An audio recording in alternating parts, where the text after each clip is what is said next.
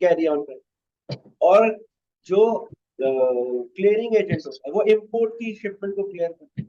तो clearing and forwarding अगर किसी कंपनी के साथ लिखकर इसके पास है, वो दोनों लाइसेंस, वो एक्सपोर्ट की शिपमेंट को भी देख सकता है और इंपोर्ट की भी। बहुत सारे सिर्फ फॉरवर्डर्स लिखते हैं, बहुत सारे सिर्फ लिखते हैं कि वो क्लियरिंग एजेंट है। बात क्लियर हो गई जुनेद? जी क्लियर है। अब ये जो पूरा नेक्सस है जो तुम ऊपर देख रहे हो, इसके अंदर क्योंकि ये है एक्चुअल इंपोर्ट एक्सपोर्ट और क्लियरिंग एजेंट फॉरवर्डिंग एजेंट की जो लिमिटेशंस है वो लिमिटेशंस यहां समझे। क्लियरिंग फॉरवर्डिंग एजेंट के दरमियान सेल्स कॉन्ट्रैक्ट हुआ, इसका क्लियरिंग एजेंट फॉरवर्डिंग एजेंट से कोई ताल्लुक, क्या पैसे तय हुए, क्या हुए, सेल्स कॉन्ट्रैक्ट क्या बना, तुम्हें पता है सेल्स कॉन्ट्रैक्ट के ऊपर ही परफॉर्मा इनवॉइस बने, उसी पर ही इंश्योरेंस कवर लेटर होगा और वही एलसी के लिए या जो भी मोड ऑफ पेमेंट होगा उसके लिए जाएगा। एलसी से समझ ले। तो जब एलसी खुलेगी इसके अंदर की क्लियरिंग फॉरवर्डिंग एजेंट का कोई ताल्लुक नहीं। हाँ, मैं ये नहीं कहता कि क्लियरिंग फॉरवर्डिंग एजेंट ये काम कर नहीं सकता, लेकिन ये करना पड़ेगा उसे इंपोर्टर के बिहाफ। वो अगर बहुत सारे clearing agent forwarding agent company के एम्प्लॉय भी होते तो ऐसी सूरत के अंदर फिर सारी जिम्मेदारी आप पे पड़ जाती है। लेकिन हार्ड कोर क्लियरिंग और फॉरवर्डिंग का ये काम नहीं है। क्लियर है? अच्छा, इसका मतलब ये हुआ कि क्लियरिंग फॉरवर्डिंग एजेंसी के हवाले से कोई एलसी की ओपनिंग, और एलसी के भी देखो 8 टाइप होती है। कौन सी रिवोकेबल, कौन सी इरिवोकेबल है, कौन सी स्टैंड बाई एलसी है, कौन सी यूसेंस की है। ये पूरी पढ़ाई है जो कि पूरी इंपोर्ट एक्सपोर्ट मैनेजमेंट के अंदर आती है। जब आप एज अ इंपोर्टर एक्सपोर्टर अपने बिजनेस को रन करते हैं तब ये तमाम चीजें समझना इंतहाई जरूरी है। उसके अंदर कॉस्टिंग भी होती है, प्राइसिंग भी होती है, हर चीज होती है। हम क्लियरिंग एजेंट फॉरवर्डिंग एजेंट वालों को जरूरत उस वक्त पड़ती है जब ये एलसी मेच्योर हो चुकी होती है और एक्सपोर्टर और इंपोर्टर के दरमियान जब एलसी मेच्योर हो गई तब बनते हैं डॉक्यूमेंट्स। जैसे तुम्हें ऑप्शन नंबर 6 के अंदर नजर आ रहा हो, जबकि ट्रेल पूरी सामने है, तो उसमें जब डॉक्यूमेंट्स बने तो देखो अब डायरेक्ट लिंक बन रहा है फ्रेट फॉरवर्डर।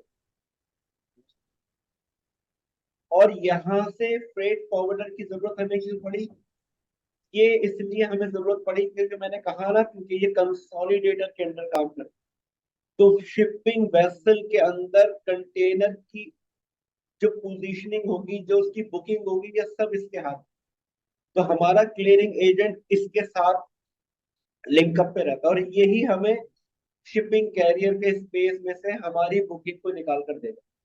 लेकिन इस बुकिंग के लिए इसको यकीनन commercial invoice, certificate of origin, packing list, ये तमाम चीजें कुछ जो मैंडेटरी डॉक्यूमेंट वो इसको रिक्वायर्ड होते हैं। तो वो डॉक्यूमेंट्स जब इनको प्रोवाइड किए जाते हैं तो फिर यहाँ से बुकिंग शुरू होती है। यार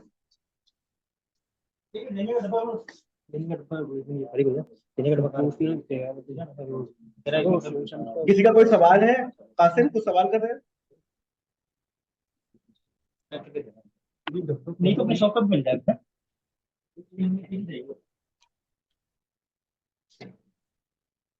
तो तो बुनियादी तौर पर ये पूरा नेक्सस जो है इसके अंदर हमारे ऐसा क्लियरिंग और फॉरवर्डिंग एजेंट काफी लिमिटेशंस है। हमारा फोकस क्या है? देखो, हम अपने काम को कासिम अपना मोबाइल अपना बंद करो ये। कासिम कासिम कासिम कासिम म्यूट करो।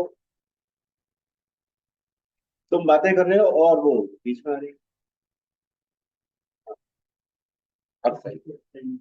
तो अब ये जो पूरा नेक्सस चल रहा है इसके अंदर तुम समझ सकते हो कि इसको पढ़ना जरूरी तुम्हारे क्लियरिंग फॉरवर्डिंग के लिए। क्योंकि देखो, तुम all in all import export तो चला नहीं रहे। तो अब ऐसे समझो, तुम्हें इंगेज करने से पहले कुछ काम पहले हो चुका है और तुम्हारी इंगेजमेंट के बाद कुछ काम होना है। तो हो सकता है कि तुम्हारे काम में फर्क पड़ जाए उस तमाम एक्सरसाइज से जो कि तुमने परफॉर्म नहीं की, तुमसे पहले तुम्हें तैयार करके दी, जैसे डॉक्यूमेंटेशन। ये तमाम चीजें टेक्निकली तौर पे जो मैरिटाइम लॉ के, तो उस हिसाब से जो ये जिम्मेदारी बनती है, ये एक्सपोर्टर की बनती है। उसके बिहाफ पर अगर आप तैयार कर रहे हैं, आई डोंट माइंड, मतलब ये कोई इलीगल नहीं है। क्लियरिंग एजेंट ज्यादा बेहतर समझता है कोर्ट के ऊपर, इसलिए वो ये डॉक्यूमेंट तैयार भी कर सकता है, लेकिन इसके चार्जेस अलग से होते हैं। ये अलग से समझाने का मतलब ये है, क्लियरिंग फॉरवर्डिंग के साथ जो एडिशनल तुम्हारी एक्टिविटी है उसको मैं समझाऊं, ताकि तुम अपनी कॉस्ट शीट मेंटेन कर सको और उसके ऊपर प्रॉफिटेबिलिटी निकाल सको। इसके अंदर जो थोड़ी सी बजटिंग है और थोड़ी सी कॉस्टिंग है वो भी कराऊंगा, कि किस तरीके से हम अपनी एजेंसी के अंदर अपनी यूनिट प्राइस को कंसीडर करते हैं और किस तरीके से उसको फिर अपने क्लाइंट तक पहुंचा। अच्छा, अब एक सवाल यहाँ पर ये होता है कि अगर ठीक है कि हमारी इंगेजमेंट उस वक्त है जब तक डॉक्यूमेंट बन चुके हैं, और फिर जब वेसल की बुकिंग के ऊपर आते हैं बात, तो फिर वो यकीनन एजेंट ही करेगा, उसके अलावा तो कोई करेगा। पोर्ट भी एक ऐसी प्रेमिसेस है जिसके अंदर हर कोई तो घुस नहीं सकता, एजेंट ही जा सकता। तो इसके बिहाफ के ऊपर दो लोग और चले जाएंगे, और वरना तो वहां तो ऐसी भीड़ लगेगी कि याद रखो। तो फॉरवर्डिंग या क्लियरिंग जो एजेंट्स हैं, इनकी जरूरत इसलिए क्योंकि ये एक निजाम के तहत एक लाइसेंस होल्डर है। इस बात के ऊपर इनको फिक्स किया गया है कि ये कोई भी शिपमेंट क्लियर या फॉरवर्ड करने के अहलियत, सिर्फ इसके अंदर ये क्वालिफिकेशन इनफ नहीं है कि आप इंपोर्टर या एक्सपोर्टर आप होंगे, लेकिन जो एक निजाम है मैरिटाइम पोर्ट्स का, उसके अंदर तो आपको उसी निजाम के अंदर चलना पड़ता है। बहुत सारी इसकी मिसालें हो सकती, जैसे मसरूर बेस है, तो क्या मसरूर बेस पाकिस्तान का हिस्सा नहीं है? तो आप क्या पाकिस्तान के शहरी नहीं है? आपके पास क्या नेशनल आइडेंटिटी कार्ड नहीं है? लेकिन आप जा नहीं सकते क्योंकि वो प्रोहिबिटेड एरिया है। तो ये रियासत या लॉ का मामला है कि कौन से एरिया के अंदर, बावजूद आप उधर के शहरी हैं, लेकिन आप वहां पर नहीं जा सकते। वो रिस्ट्रिक्टेड एरिया, इसी तरह कोर्ट है, पूरी दुनिया का सामान वहां पर आता है। हर हर कोई एला मेला नक्सू सला थोड़ी जाएगा वो। तो इसलिए एक पूरा निजाम है जिसमें शिपिंग कंपनी, जो वैसल कंपनी है, उसकी भी बका है, और साथ में जो और लोग चल रहा है वो भी।